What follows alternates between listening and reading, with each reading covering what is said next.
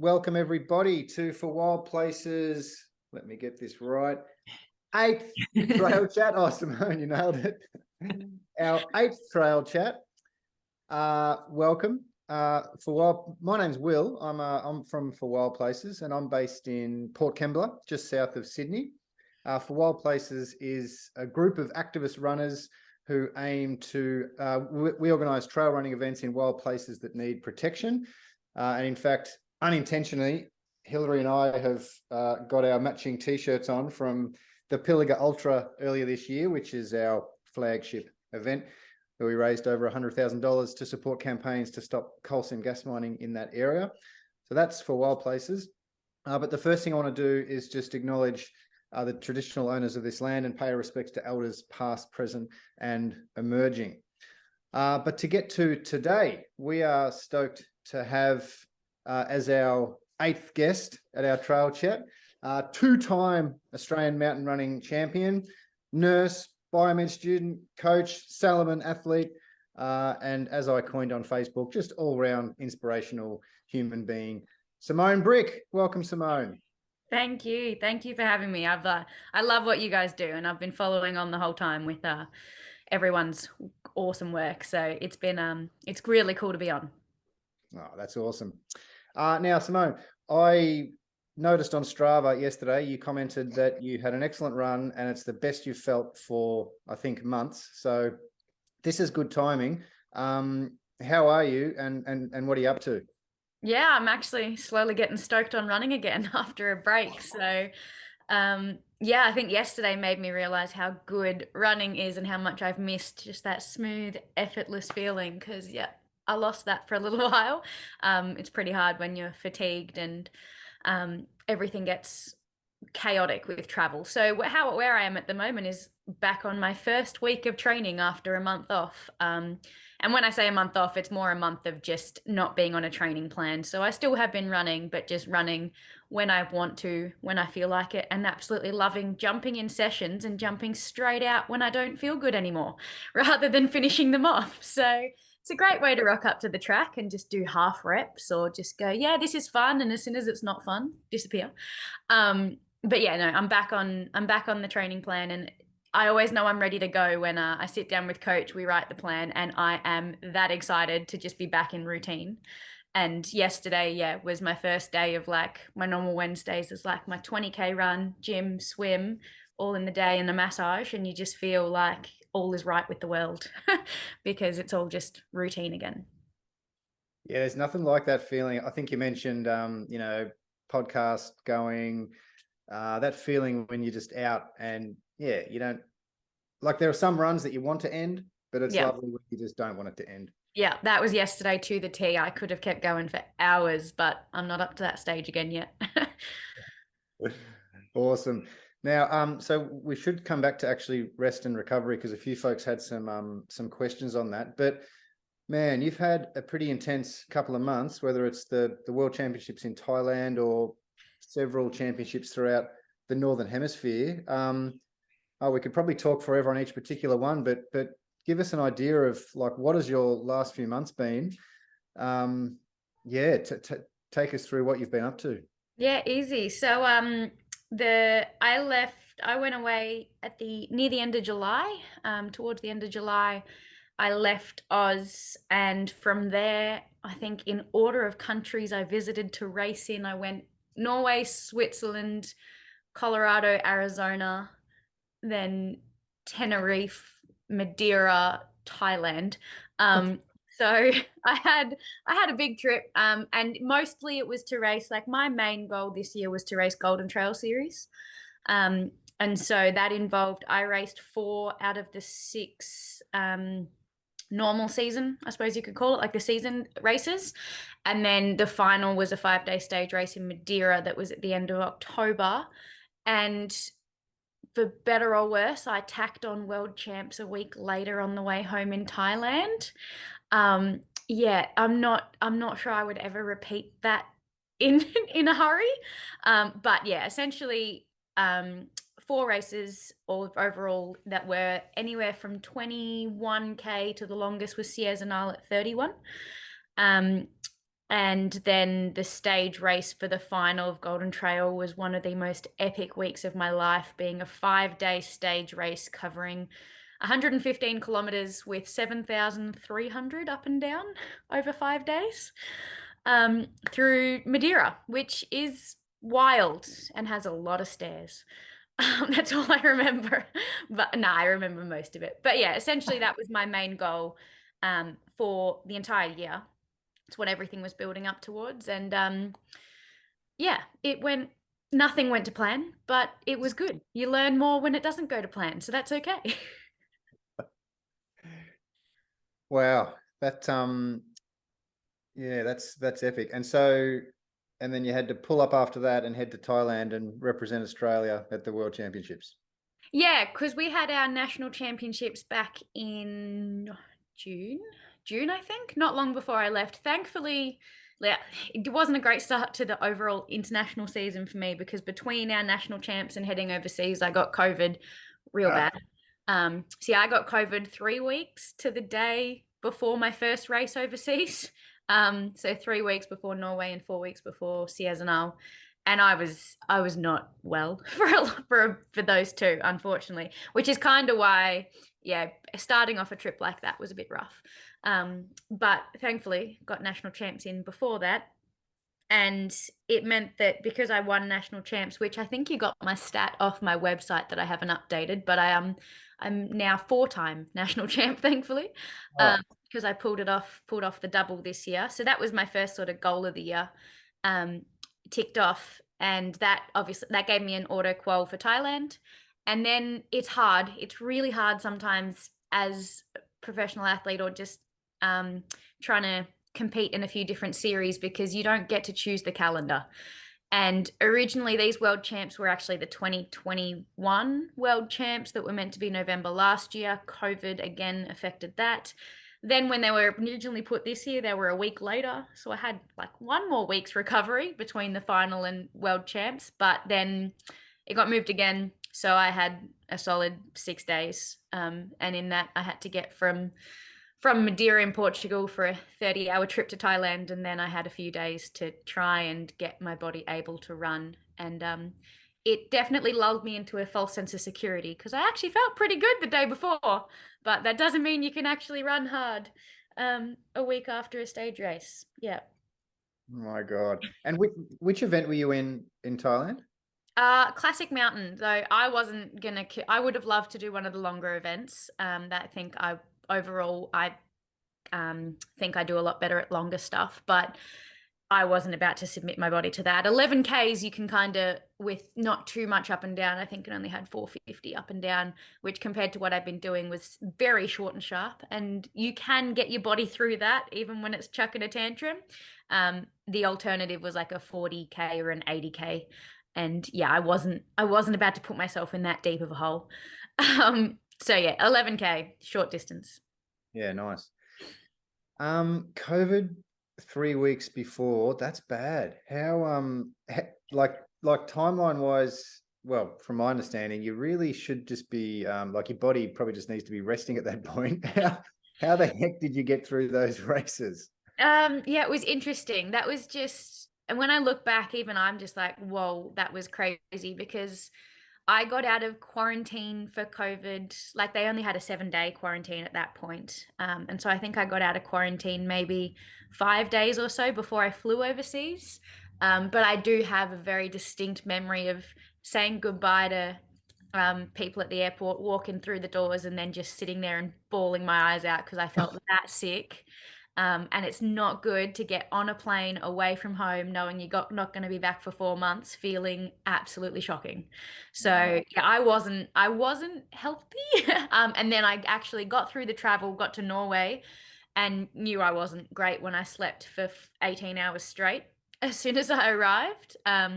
So it was a whirlwind, but I think I don't regret it because I learned a lot about how to sort of persevere through things because I have a 6-minute video because I was logging everything on video. Like I was taking a lot of video to document my journey, and I have a 6-minute video of me the first time I checked the course, which was 1 week before the race in Norway, which has to be one of my favorite countries in the world. It was so beautiful.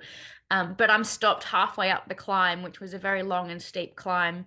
And again, just sitting in front of the camera going, I can't run. I don't know how I'm going to race next week, because at the moment I was back at the stage where like walking, I felt okay, like flat jogs, it was okay. Downhill, you can usually survive. But as soon as I started running uphill, my heart rate spiked that high that I was like, I'm like, this is not good.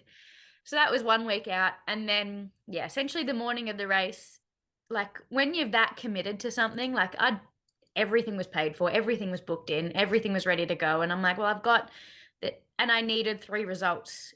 Well, I thought I needed 3 results to actually qualify for the final. Turns out I didn't. But the, that's okay. I'm still, you rock up to the start line kind of, I wasn't thinking about the fact that I'd been sick. Like if you're thinking about that, you've kind of lost before you started in a way.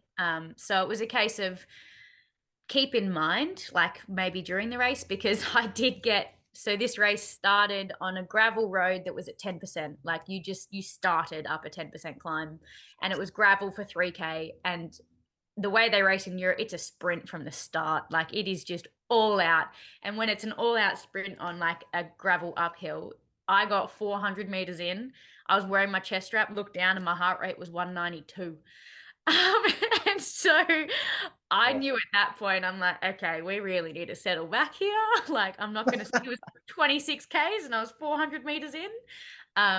So I did. I'd like, I knew then it was like, okay, today's not the day to like go balls to the wall and really go for it. But I did better than I really thought. I came 26th that day. So I was overall like top 30, earned points. And looking back, that course probably would have suited me best out of all the courses. So I really wish I could have given it a proper crack, because a few weeks before that I felt on top of the world.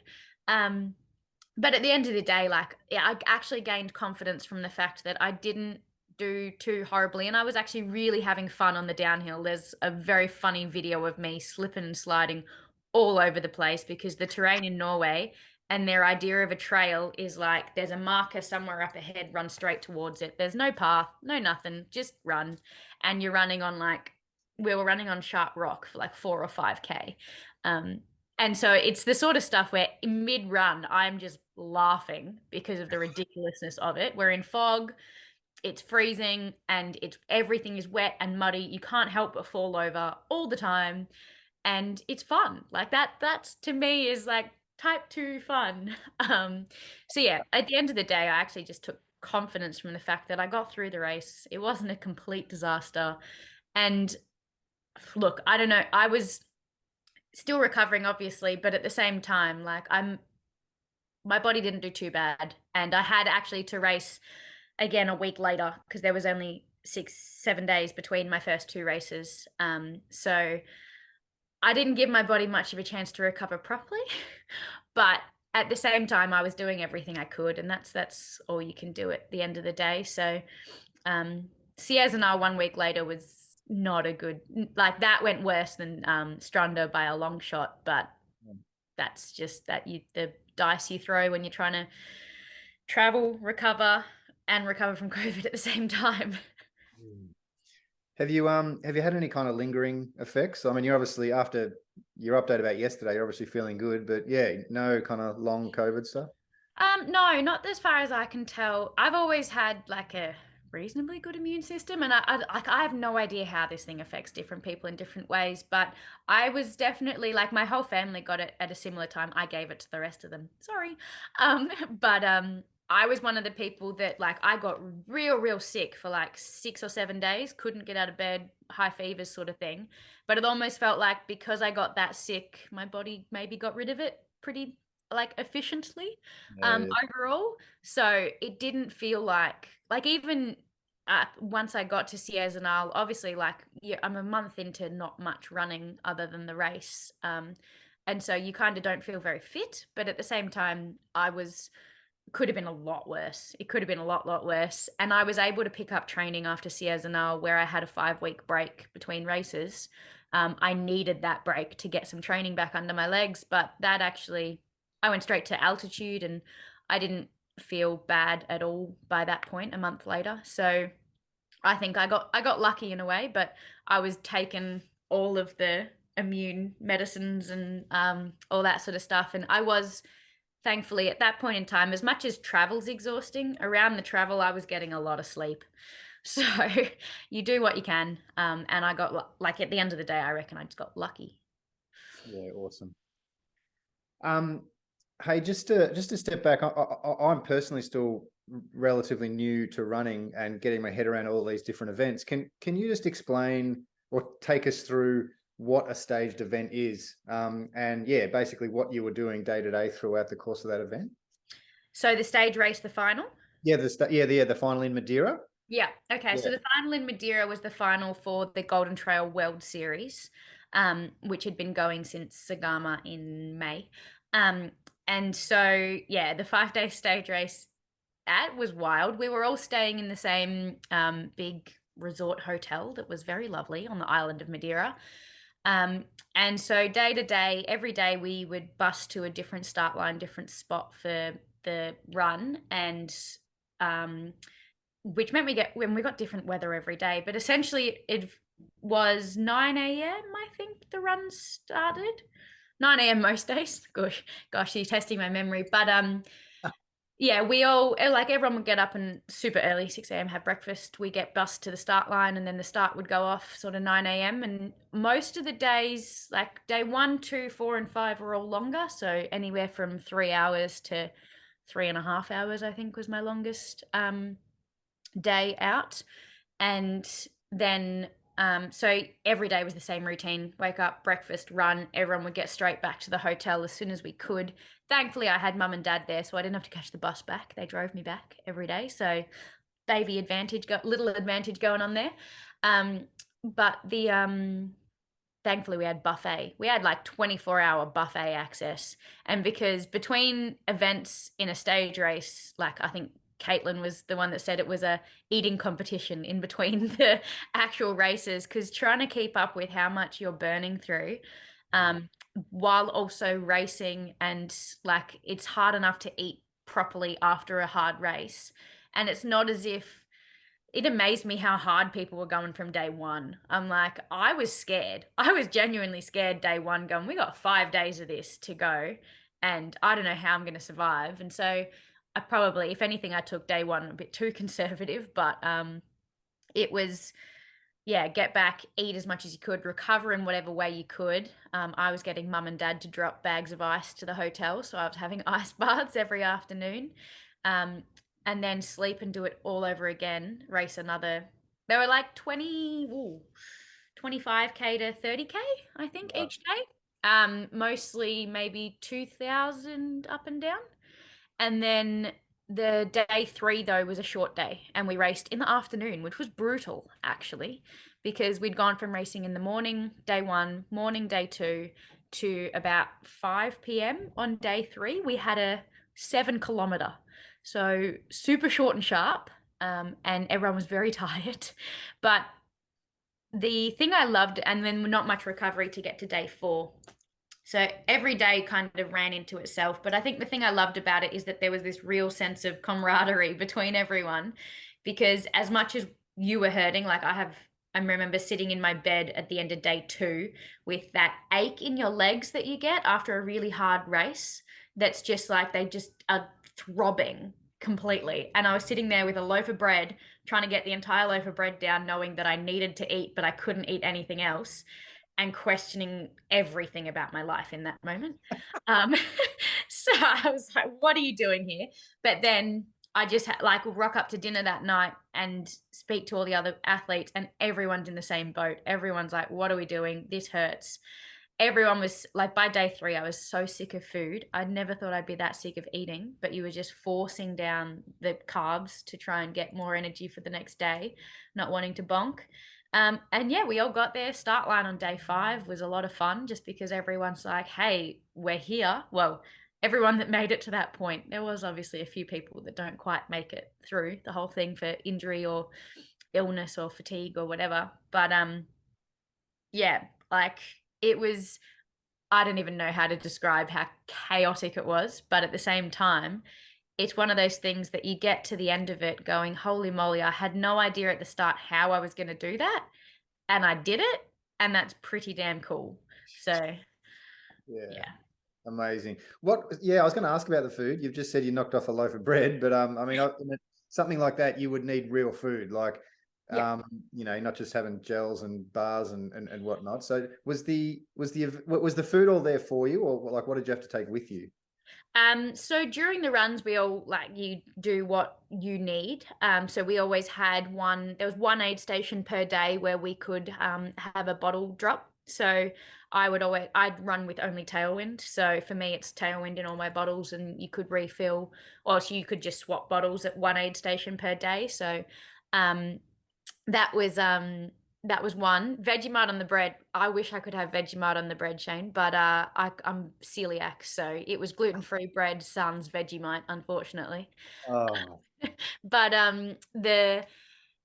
then the rest of the day, we were staying at a resort called Hotel Lido, and yeah, essentially you rock back up, and it was a full buffet lunch and dinner. So there was options and for everyone. Now this is the interesting part for me. I'm celiac, so obviously the gluten free for me is very very important, especially mid race. So I was getting buying some of my own just because I liked my own bread more than the one they had on offer. But there was always rice, there was always hot chips, there was roast potatoes, there was always those sorts of things. I am vegan like 99% of my life. But when traveling and when other people are cooking for you, that gets near impossible at times if I actually wanted to stay healthy. yeah. Um, because the only protein options there were beans, and I avoid like I'll have tofu and protein shakes and stuff around races, but I'll avoid beans. So I was topping up with a little bit of fish. With the rest of my essentially all I ate for 5 days was rice, bread, gluten-free cake, some fruit, and a little bit of fish. Because that's pretty much all I could manage. I was avoiding vegetables, I was avoiding too much fiber. Wow.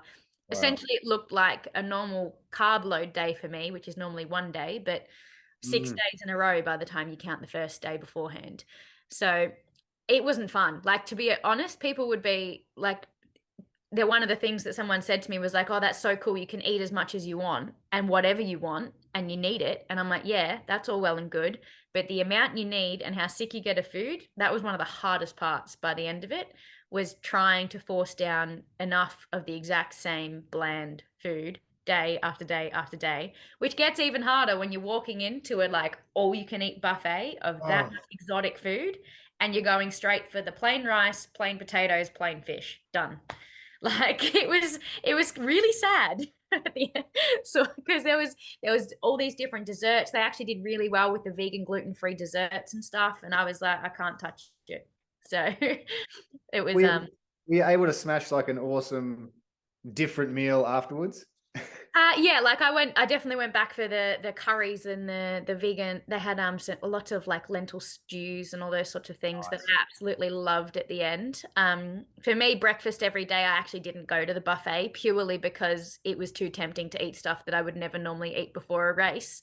So I stayed in my hotel room and I had my 6 slices of bread with peanut butter I'd bought and jam and bananas that I'd all bought for myself, which was another sad moment going, there's a buffet breakfast upstairs and they had the bacon, like, which I wouldn't touch obviously, but they had like, imagine your full, like there was half avocados with smoked salmon and stuff that you could have if you wanted. But nah, all the runners, it was just the bread, the cereals and all that sort of stuff. So it was pretty boring. Um, but it's what you got to do at the end of the day. It's part of everything. Like the celebratory meals are always the fun ones. You're right. Like it's the afterwards where we all will kind of be like, it doesn't matter much anymore. You can have what you want. But before races, before events, like to me, it's like that's the icing on the cake for the training. And if you want to get the most out of training, then you need to make sure that what you're eating before, during, and it's for a stage race after each run really matters for the next day and for how you perform. So I don't like everything becomes very clinical at that point. What do I need? What does my dietitian set out for me? And follow that. and no matter what that costs in terms of mental anguish of what you want, and then afterwards you get the celebratory food. Yeah. Yeah. Nice. Um, Now, at this point, just let other folks know if you want to let us know if you want to ask Simone a question, or as Shane's done, chuck something in the chat. Because we've still got about half an hour for other questions. In the meantime, Simone, I just wanted to ask you. You had a pretty amazing journey, actually, even getting into running. I was just hoping you could talk to us a little bit about why you became a runner. And the journey you went through to get there, because it's pretty epic. Yeah, by complete accident. Um, so growing up, like I hated running with a passion. I tell the story of I ran one race in my entire life before I was 18, and that was one cross country race when I was maybe 7 or 8 in primary school. And I faked a rolled ankle 1 kilometer in so that I got stretched off the course and didn't have to do it anymore. Because that was about the point where it got hard. I think I was in last position, and I'm very competitive, but at that point it was competitive in team sports and goodness, anything I could compete in. I'm the second youngest of 7 kids, so anything I could compete in, was going to compete in. And that one cross country race just destroyed running for me because I found myself in last. And so next thing I know, I was on the ground faking a rolled ankle and getting stretched off. And I never ran again until, well, I played basketball and soccer and I was very active. But I was the one that was, I was the big back marker in soccer that would sit at the back and not run much. And was definitely not known for my endurance capabilities. So that was right up until I pretty much gave up a lot of my sport when I was maybe 16, 17. And then essentially life was not great at that point in time. I developed depression probably when I was about 14. Year 8, I just remembered like nothing was great at that point, or it didn't feel it. And then leaving school was my structure, and school was the thing that kept me afloat. And then leaving school was like the worst thing, because I not only did I leave school, I didn't go straight to uni because I didn't know what I wanted to do too much. And so I took a gap year, and I had no idea what I was doing in life, as every 18-year-old doesn't have a clue really. But I was also, which I know now why. So I have PCOS, which essentially at that point we had no idea, but it meant that from the time I was like 10, 11, 12, like I was very large for my age. And so by the time I was 18, I was knocking on the door of 100 kilos and not healthy, very, very asthmatic. And essentially my doctors and everyone was telling me that I needed to lose weight because I'd like genuinely struggling to get up a flight of stairs. Like I was not a healthy human being at that point in time. But more of it probably was mental than physical in a lot of ways, because I had no idea what I was doing. I was floating and had no real direction or purpose, but I found my direction and purpose in the wrong places to begin with. So very quickly went from I'm going to try and get fit and get healthy in my gap year to I am very unwell with an eating disorder. And so like I lost a lot of weight, but I lost it very, very quickly by using my scientific method of the less I eat, the more I lose. And the trap like that, even looking back now, the way that taught me what the value of nutrition is very like it's good now to like look back on, and it still just reminds me all the time what the human brain and body can go through, but also the importance of nutrition for it. Because once you're malnourished, your brain genuinely doesn't function very well at all. Nothing logical makes sense anymore. And it was a pretty wild time, because even I look back and I know with the thoughts I was having and the beliefs I was having, that like I couldn't touch food because I was going to absorb the calories. Like there's sort of things that you start thinking when you're not nourishing your body enough is like it's bordering on psychosis at that point, because the logic doesn't make sense anymore. So I got very much lost in that world for a couple of years. And I think the hard part is that with the sort of culture we're all, or at least I was brought up in, it was kind of like, to begin with, for the first maybe 6 months of me hiding the fact that I wasn't eating, I was kind of being applauded for it, because all of a sudden I was looking healthier and getting smaller. And so I was like, okay, we're on the right track. But a few more months down the track and I was in hospital and all of a sudden being told I needed to gain weight again.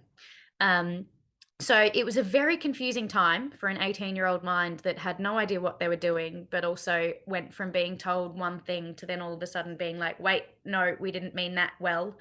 So I think the quote was that, oh, we told you to lose weight, but now it's going too well.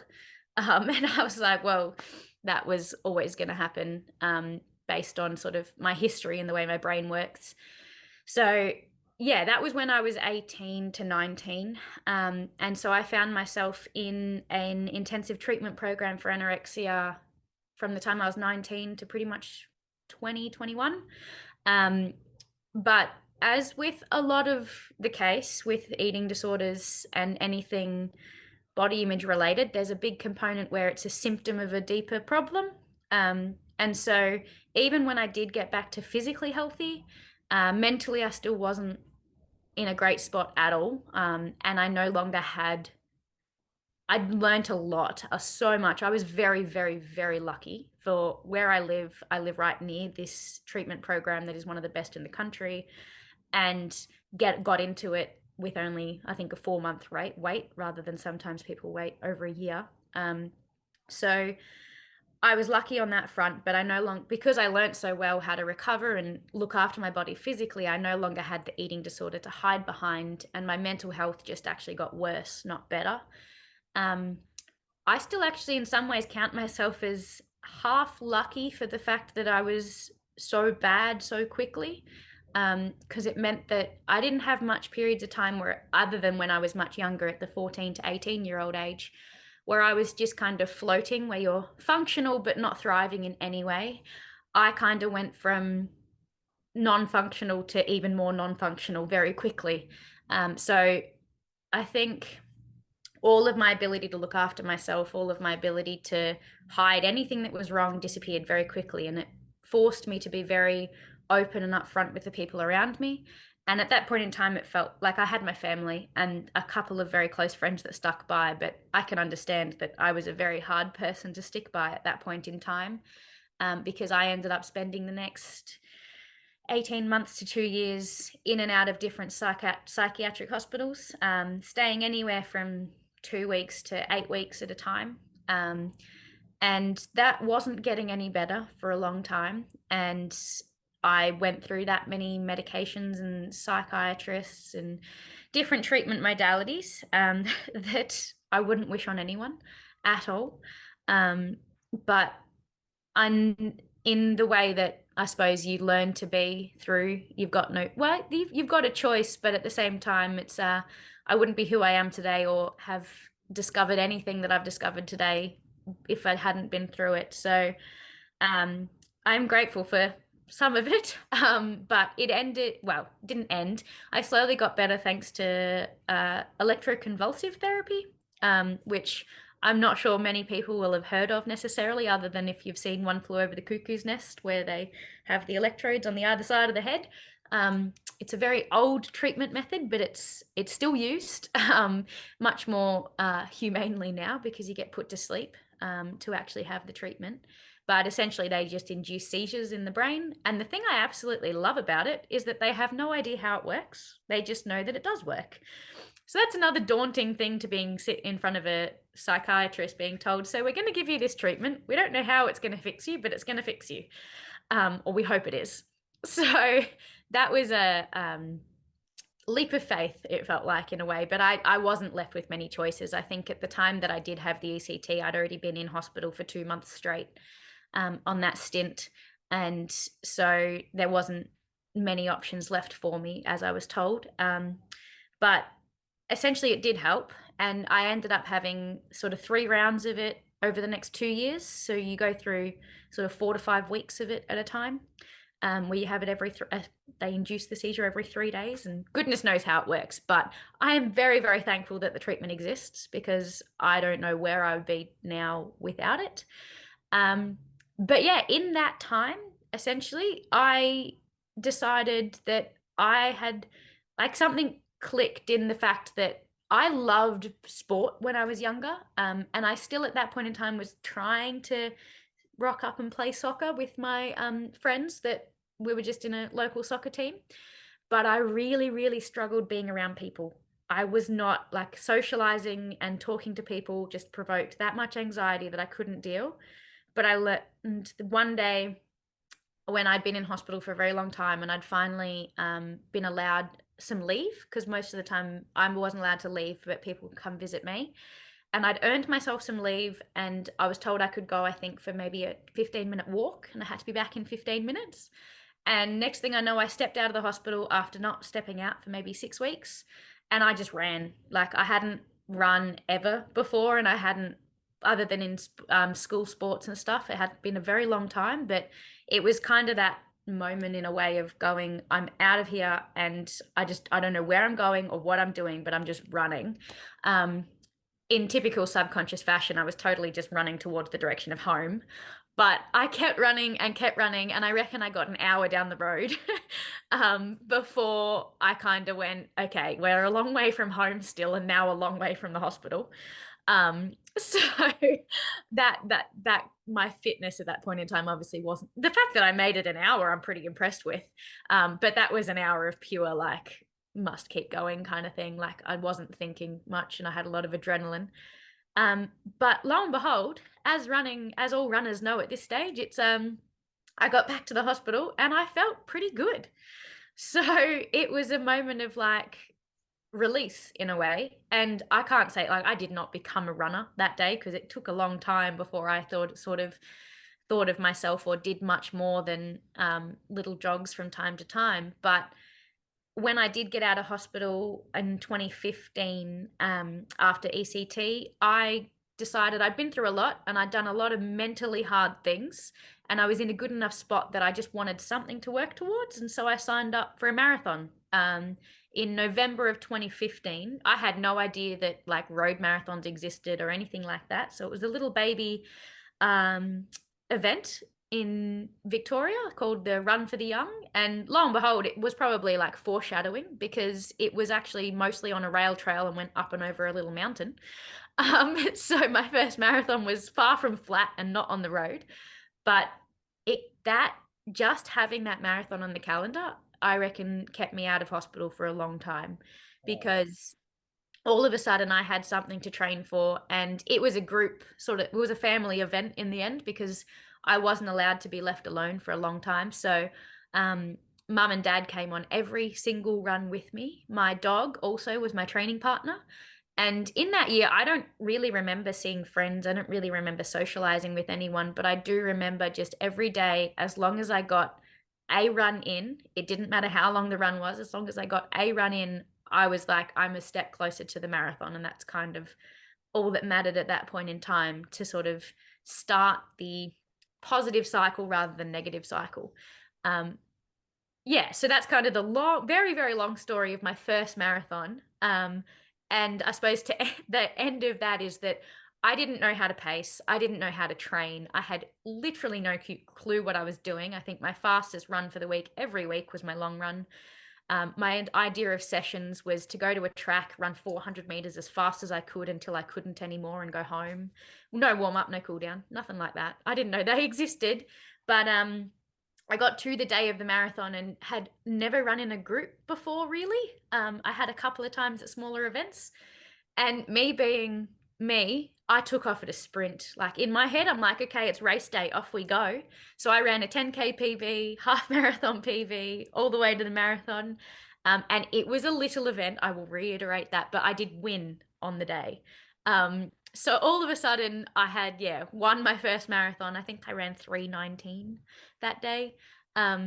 And it was that little moment because all of a sudden I was on top of the dais and I looked at my time and I was like, oh, I had no idea what times were good or bad or anything in between.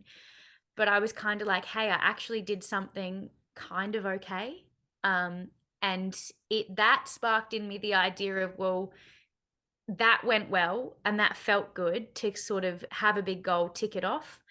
And so I just signed up for another marathon a year later and repeated the cycle. Um, and it was only after the second marathon I picked up my coach, and I suppose the rest is kind of history because he's built me from there. And he's the one that I credit with like taking me from someone that had no clue and probably would have destroyed myself very quickly with running too much and injuries and all sorts of stuff. And he taught me everything I know about running. So yeah, that's kind of the start. That is extraordinary. I just have a million questions, Yeah. but which I will go to if no one else has any questions. But does anyone else want to ask Simone? I'm sure everyone else is champing at the bit too. Yeah, I guess I didn't realize you'd had the same coach for like literally your whole, from that second marathon all the way through. What a amazing, I guess, relationship. But I guess because now you're studying biomed and you've got all these other accomplishments, at what point did that come, like, did you decide, hang on, I love the body, I love exercise, I want this to, be shape the rest of your studies and those sorts of things? Yeah, so when I did take a gap year straight out of high school, I was actually deferring from a double degree of nursing and paramedicine. And then in the same year, must have been 2016. So the same year of that second marathon, I did actually do a diploma of nursing because the diploma was a good sort of stepping stone in a way of returning to study, but it wasn't too involved and I could actually manage it at the time. And everyone was very understanding because I still wasn't perfectly well. I actually had stomach surgery in 2016 as a leftover ramifications of absolutely destroying my body. And so I did nursing, and then the diploma of nursing, I discovered I didn't actually like necessarily working as a nurse. So it was when I finished the diploma of nursing, which was an 18-month diploma, that I then looked at entering uni in biomedicine. And I think in many ways I'd always been heading in that direction. I'd always been heading towards nursing, medicine, that sort of thing. But I think when I look back at sort of the journey of going from where I was to where I am today, there's like that those few catalysts of things that really, really helped. Obviously, finding running and just having that physical purpose, but then also entering back into some sort of study. I also did my personal training certificate, and I only did that on a course that was like 2 nights a week to begin with. So I did everything very much in staged, small steps that sort of led to bigger steps along the way. But another thing was that when I joined my coach, I also joined a big running club called the Crosby Crew, and so all of a sudden I was rocking up 3 times a week, because 2 sessions in a long run every week with the same people. And it was a very, very different environment to ones I'd been in before, because for the previous 3 years I'd kind of only socialized with people that I'd also been in hospital with.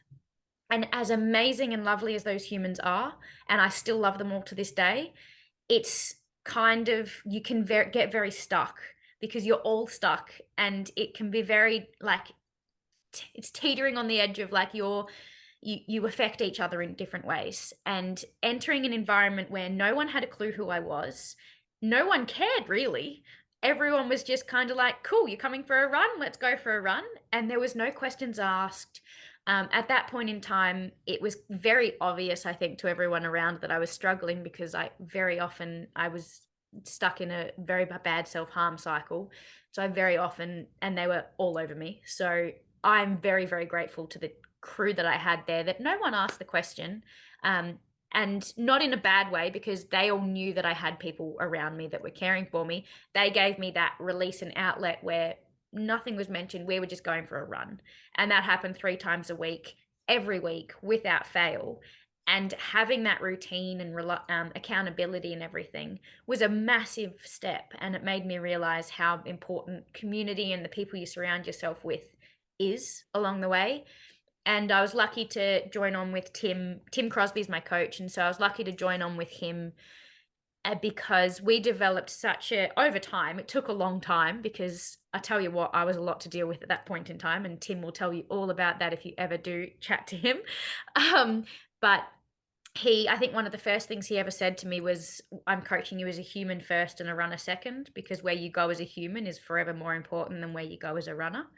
And that really resonated with me. He was also the first person that I'd been told a lot how well I was doing in running for like how long I'd been running and that sort of thing. But the first session I ever rocked up with Tim, all he told me was how horrible my form is. I think his exact quote was, well, that was ugly, but you got it done.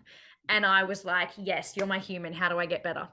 Helped me out here. So it was those sorts of things that then having that running group kind of gave me a little bit of structure back. And it was after joining that I then actually took up biomedicine as well.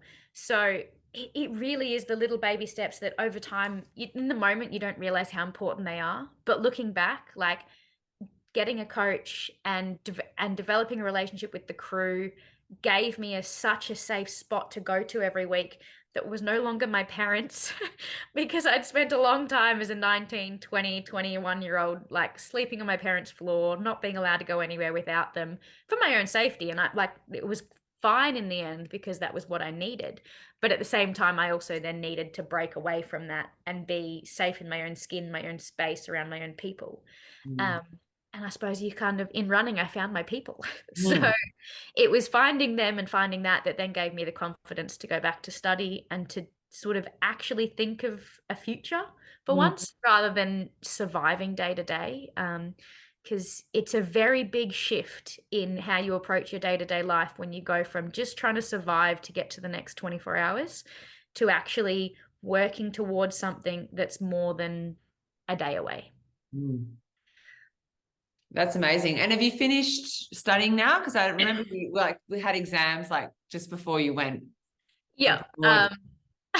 I wish. I'm 6 years down the track and still doing the same degree, because life took a bit of a different turn. So yeah, to begin with, I was studying. I never studied full time because I just couldn't handle it. Most I ever did was 3 subjects at a time because I know my own limits now, and I know if I get too busy and too overwhelmed, I shut down very easily. Less easily now. It's slowly getting better, but at that point in time, I just knew that I needed still my time and space. So I'm still studying. I've got 1 year left, but I've only got 2 units left. So it's kind of one subject each of the next semesters. Sounds very, very doable, but it's kind of a good lesson, I think, like rather than being like, oh, I'm going to do a degree, I've got to do it in 3. Like, I feel like we're all trying to rush through things as opposed to just being like, let's, take time and do it in sizable chunks and then actually complete it, as opposed to like burning out or I think on too much too soon. I've counseled a lot of people in a way through that because we are all very much like inclined to do more, or like just get it done. And I worked in the elite athlete program at Melbourne Uni where I attend for a long time. And the amount of athletes that I got to drop their load and do it more slowly, purely because I'm like, well, I do love study, but I hate study when I don't have the time to do it properly. Like I love learning, love everything about it. But if you're just rushing and sitting exams for exam's sake and not actually taking any of the information in, I'm like, what exactly is the point? And for me, okay, like I often only do 1 subject at a time because then I'm still progressing and I'm learning, but I'm allowing life to happen around that. And I'm allowing myself to grow in many different directions. So it's not a unidimensional kind of thing where all you're doing at that point in time is studying and then all you're doing is running or like anything like that. So definitely taking the slow way through it and steady. So slow and steady. Yeah. Elle, you had a question? Yeah, I do have a question. First of all, just want to say thank you so much for joining on this trail chat, Simone. I was absolutely stoked when we found out it was you. I was so excited I actually logged on yesterday for like 5 minutes. That was my fault. I think she put the thing out saying tomorrow yesterday. That's just curious how you manage your time in terms of the balancing act between running, which I can do, plus like study or work, plus making sure that you recover correctly and avoid injury, which is something that I do not do very well, because I tend to get home from a run and be like, oh my gosh, I have a meeting in like 5 minutes. There goes rolling, there goes a run, and then battle with injury all year. So just curious, do you find it easier now that you're a professional athlete and sponsored, or can you give advice to people such as me who are not professionals and have to fit in running around a 9 to 5 sort of job? Yeah, for sure. And it is easier now, but for sure, like I've had the same approach back when, like my first year of study, when I was doing the 3 subjects, I was a little back of the pack nobody. Like I wasn't winning anything at that point, but I think I still actually had the same approach to my recovery and everything. Because, and I'm not sure if I learned this through my other sports or just from observation, where I'm like, I always have a mission to learn from other people's mistakes and not need to make them myself.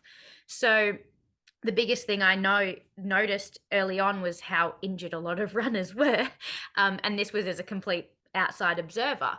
And I think I made a commitment from the very beginning that if you can't recover, then there's no point doing the run. And I learned that, I think, through my recovery from mental illness, in the way that I was always taught to only stretch myself as in terms of trying to recover and process things and work through things with my psychologist. They're like, only stretch yourself as far as you're currently able and make sure that you prioritize the time afterwards to rest. It's crazy how parallel the two things are, because it was like I would program in days or weeks of rest post a really hard psych session or something like that in order to actually absorb what was going on. And I brought that approach into running. So when I was studying full-time, I was putting in 13-hour days, some days for sure. But the reason I was putting in such long days was so that I could recover, because I would be waking up, doing a run, cycling to uni, going to uni, but I'd always have somewhere structured in there that was an hour of sitting, doing absolutely nothing, not on my phone, not doing anything, and giving myself that time to recover.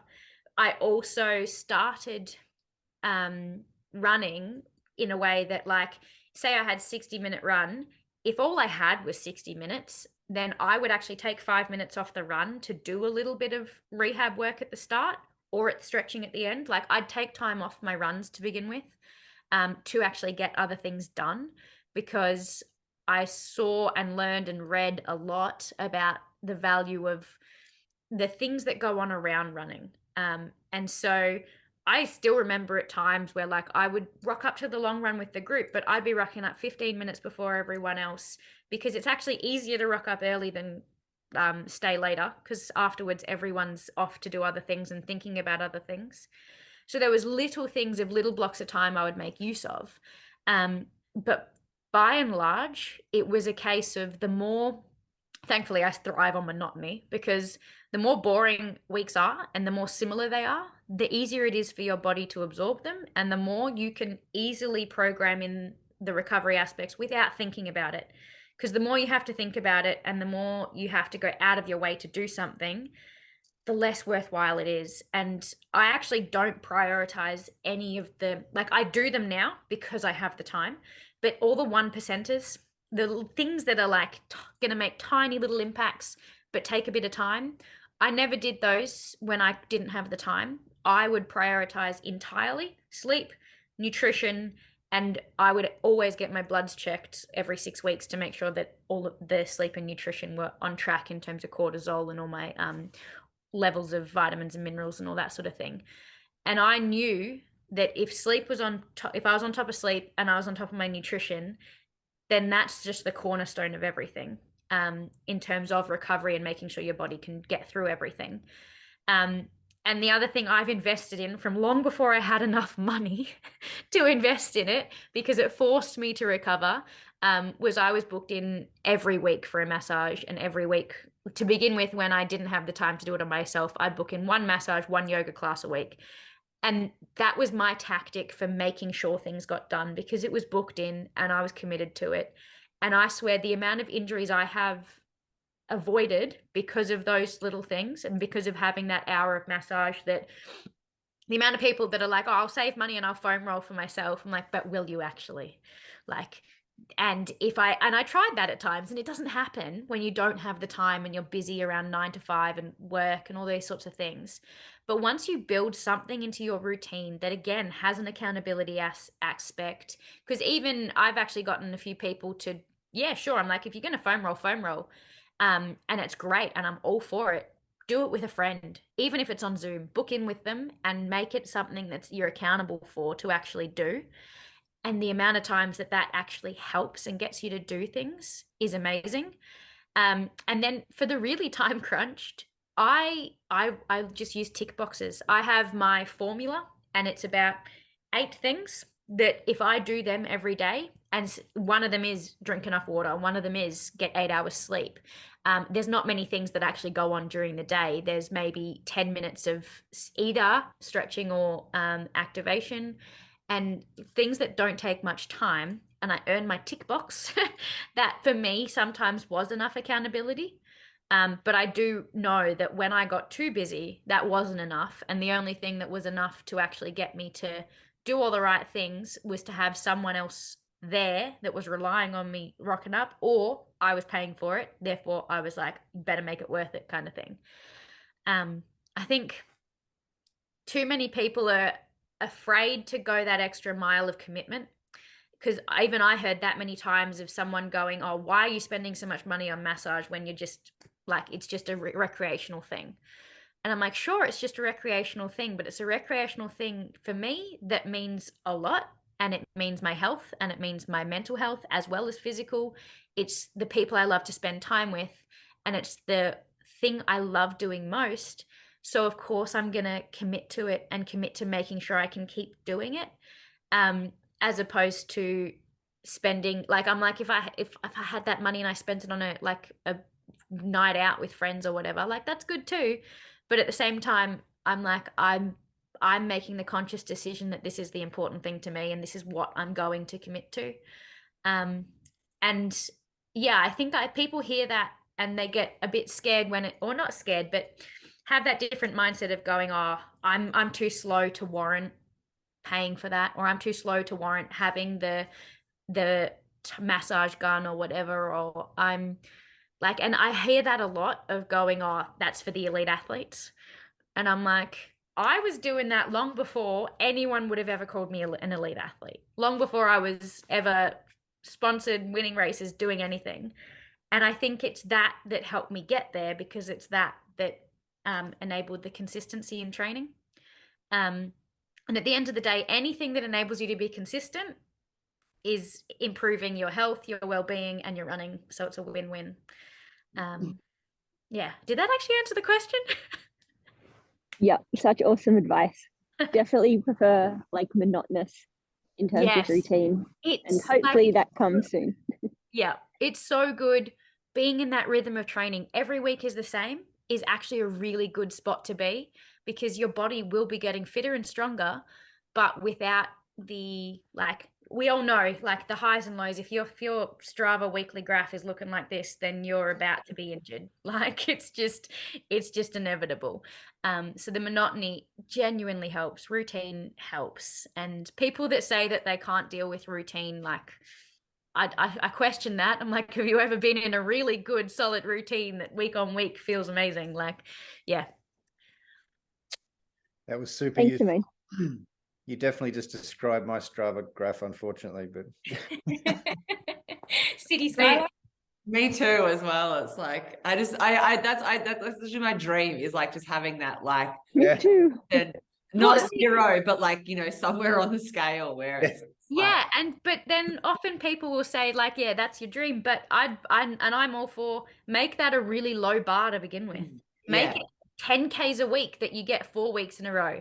And then it doesn't need to be, because I see a lot of people get stuck, right, where they're like, oh, I have this like magic number in my head that I can run 60Ks a week. And that's the number, that's the only thing they'll be happy with it sitting at.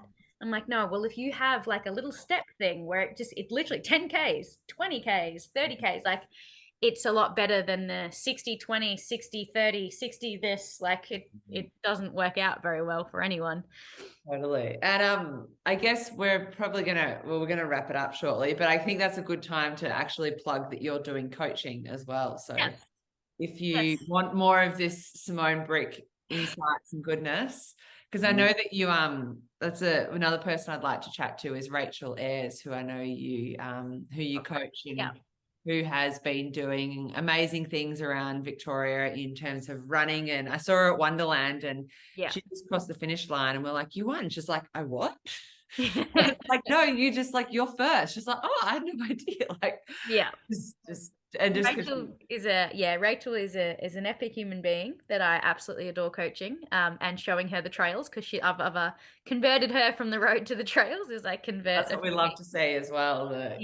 Exactly. Love converting people. But I think I'm such a nerd when it comes to running that I've read that many books and I've done that much research for myself, and it was all started just to try and better myself and my own running. But I'm absolutely loving passing that on to other people in any way I can, and particularly when it does come to trail running and the more technical aspects of it, because I see a lot of people make a lot of mistakes and not prepare properly for races.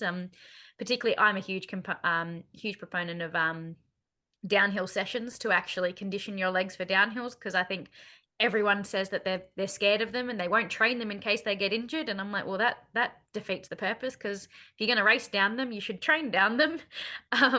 So yeah, there's things that I absolutely have done that are wrong, but I'll experiment on myself first, and I'm an N of 1 constantly, because I absolutely adore self-experimentation, and then I pass on the things that work. So I make a lot of the mistakes for people, and I do a great job of that at times, but it gets there in the end. That's awesome. Yes. Now we should finish up, unfortunately. Sad times. I feel like we've just got so much more to talk about, but we might just have to have you back, Simone, at another time for another chat. Hey, I'm all for that. I live and breathe running at the moment, and so I'm all for talking running and talking trail, especially because goodness knows the trail community is pretty epic and what we do. And Elle, I've just read that you're convinced I don't have ankles. I'm pretty sure all my ligaments on all sides are gone. So I don't feel pain anymore. Like my ankle can feel like it bloody hits the ground, and I'm keep on going. It's great. Yeah, I'm all for chatting all the time. Like it's pretty much all I do. So awesome. That's awesome. Well, thank you so much, Simone. That was and thank you for talking to us about your history, how you came into running. Like it was just it is truly inspiring. So we'd love to have you. We'd love to have you back. At this point, I might just do a plug for if there's anyone watching on YouTube who doesn't know about For Wild Places or is not a member of For Wild Places, please check us out and think about signing up, because membership really helps us do what we do, organize events like the Pilliga Ultra and other wonderful things. Collectives can also join For Wild Places. Hill, can we update with the latest collective member? Yes. So Salomon, you're the Salomon family. So that's super exciting. It's been, like all things, kind of working away, but we've finally got all the things organized, and we're stoked to have Salomon join as a collective member. And one thing they will be doing, which is still in the process, is working with Paddy Palin. So $1 from every pair of Salomon shoes sold at Paddy Palin will go towards For Wild Places, which is awesome to get that money. But then also they'll have like signage and stuff in all Paddy Palin stores, telling people about For Wild Places. So that's great for us as well. And that, we appreciate money is always good, but also just growing our awareness and making more people aware of what we do, so that way we can do more things. And we've got a bunch of stuff happening in Victoria next year, which Salomon are keen to get involved in. So I'm sure we will see you out on the trails for something. You will. I'll be there. Be there with the Salomon fam for sure. Excellent. So we're always after new members and collective members. So really stoked to have Salomon's support and keep growing the crew. Awesome. All right, folks, might finish up. Al, best of luck for tomorrow. Yes. Go smash it. Get them, Al. Don't get too cold. Thank you. I know it looks freezing just seeing you all like hooded up. I'm like, oh, it looks Arctic. Is that the new Kosciuszko one? Is it, Al? Mhm. Yeah. Yep. So 100K and 100 miler tomorrow for people. I'm actually really glad I'm not doing the 100 miler. Something to look forward to next year, but I don't think I Yeah. could get to it tomorrow. So glad for that. Good one. I mean, I'm interested to see how this water crossing goes. Are you Mhm. doing that in the 100K? Or is that just a miler? You got to get a boat or something. That's the miler. Yeah, okay, cool. Okay. Well, have fun out there. Thank Stay you. safe. I'm Take excited. lots of gloves and thermals and beanies and all the things. Stay All warm. of it. Stay warm for sure. Stay warm and eat Thanks. plenty of potatoes. I don't have potatoes, but Oh, I'll well, eat banana I'm bread. sure you've got some delicious goodies, carbs there to keep you going. Nice. Cool. Simone, thanks again. And hey, all the best for 2023. And let's keep in touch and do this For again. sure. Yeah, thank you very much for having me. Love what you guys do. Absolutely love it. So thank you. Thanks. Awesome.